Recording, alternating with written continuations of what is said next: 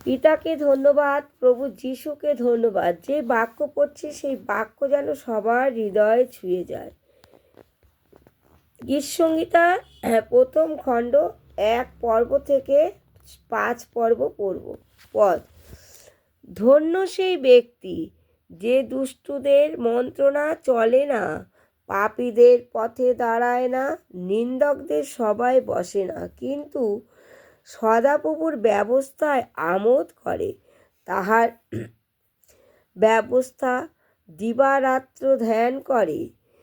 সে জলস্রোতের তীরে রোপিত বৃক্ষের সদৃশ্য হইবে, যাহা যথা সময় ফল দেয়, যাহার পত্র ম্লান হয় না। আর সে যাহা কিছু করে তাহাতেই কৃতকার্য হয়। দুষ্টগণ যেইরূপ নহে, কিন্তু তাহারা বায়ুচালিত তুষের ন্যায়। এই জন্য দুষ্টগণের বিচার দাঁড়াইবে না, পাপীরা ধার্মিকদের মণ্ডলীতে দাঁড়াইবে না। 6 অবধি পড়ছি।